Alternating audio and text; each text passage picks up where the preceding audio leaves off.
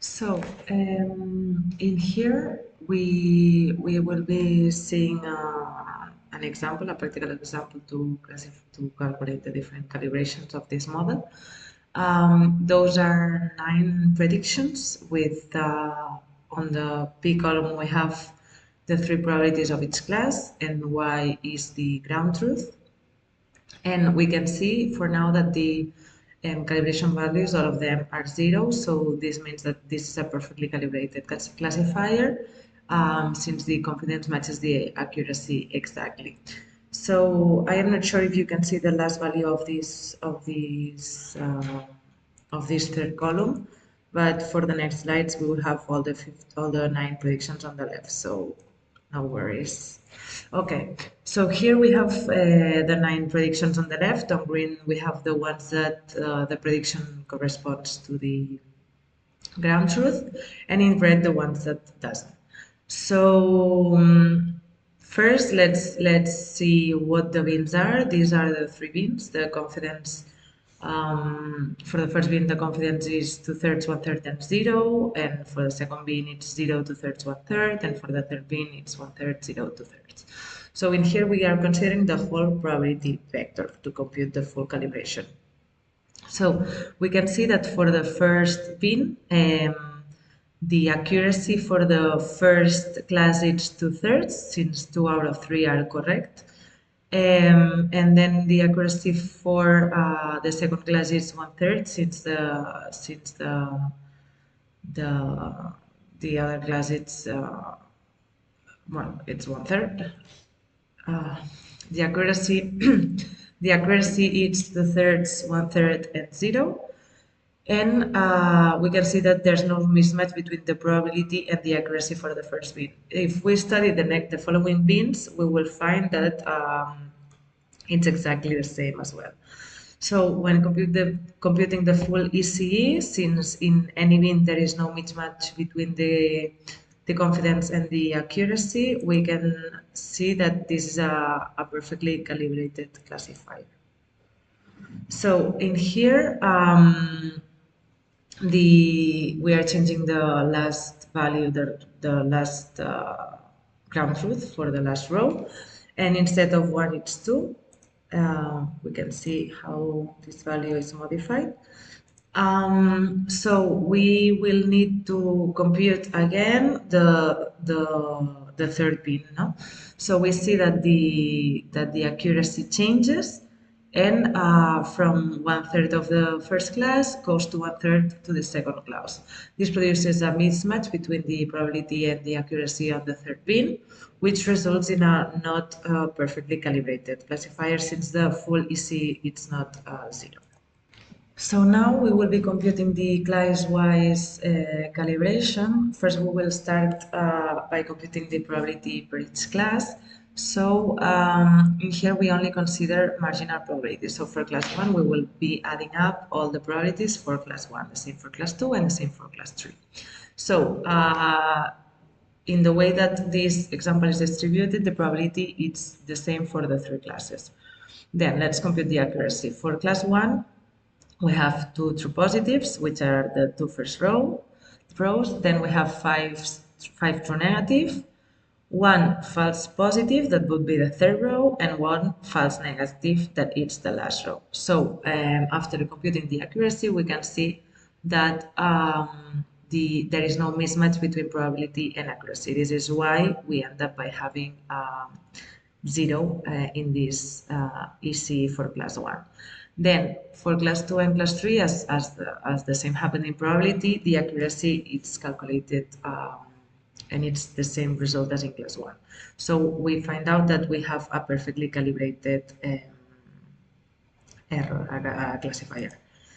Then we will change the last row as well to force to not have a perfectly calibrated classifier, and we compute again the accuracy for class 1. So we see that we increase 1 true negative and we reduce 1 false negative. So we end up by increasing our accuracy. And for class 2, we reduce 1 true negative, but we increase another false negative. So we reduce our accuracy for class 2.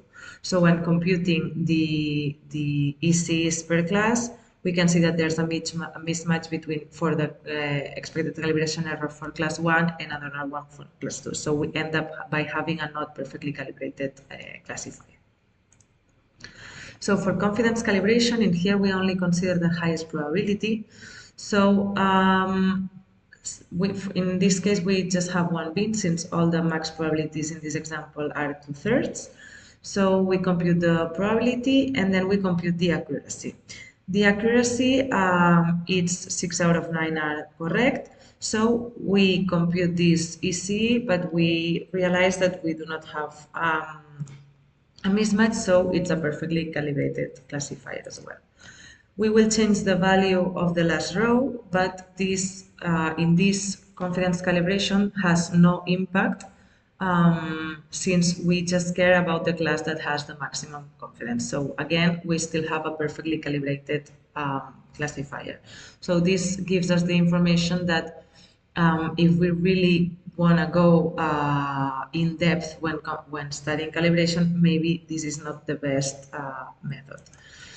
When changing it to 3, then we see that we see also that that the calibration is not perfect. This is because the accuracy changes and increases to 7/9. Because of that, we end up by having a not perfectly calibrated model. So let's talk about alternative calibration measures using proper scoring rules. These proper scoring rules are metrics that assess the quality of probabilistic predictions. Proper scoring rules reward accurate probabilistic predictions that reflect the true likelihood of the outcomes, ensuring that the best score is achieved when predicted probabilities match true probabilities. So the purpose is that these PCR are crucial for both measuring calibration, meaning how well the predicted probabilities align with the actual outcomes, and discrimination, how well the model distinguishes between different outcomes. We have two examples of proper scoring rules, which are two of the most popular, the Breyer score and the negative log likelihood. The Breyer score is a common scoring rule that measures the mean square difference between predicted probabilities and the actual outcomes. And the negative log likelihood evaluates the log probability of the true outcome given the predicted probabilities. It penalizes the predictions that assign low probability to the actual outcome. So let's see this practical example. So we have a prediction that is made for the class 3. No, we have the ground truth E equals 3. And we have two different probability sets. No? We have the p-bat, which is 1/3, 1/3, 1/3 per each class, and then we have the p-better, which is 0, 1/3, and 2/3. So the p-bat reflects maximum uncertainty since it's evenly distributed across all classes, and the p-better gives a high probability to the correct class 3.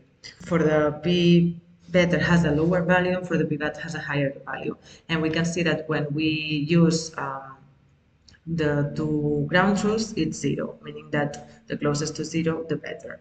For the negative log likelihood, the same. With p-bat, it's higher than with p-better, and also when using the two ground truths to compute it, we can see it's 0. So note that the fully uncertain prediction p-bat that does not score well with these proper scoring rules. So now we will see 3 examples of 6 predictions to see how these proper scoring rules work. So this classifier predicts completely a random class with full uncertainty, and since it always has a confidence of 1/3, no, and its accuracy it's 1/3. So it's perfectly confidence calibrated, but it's actually useless. In this second example, this classifier always predicts with 2/3 of confidence, and it has an accuracy of 2/3. So again, it's perfectly confidence calibrated, but it has more discrimination ability than the one before, but still it is not a great classifier. And finally, this is a really good classifier. It is always a 100% confidence, and it is always right. It's full calibrated, and also it's perfectly discriminative.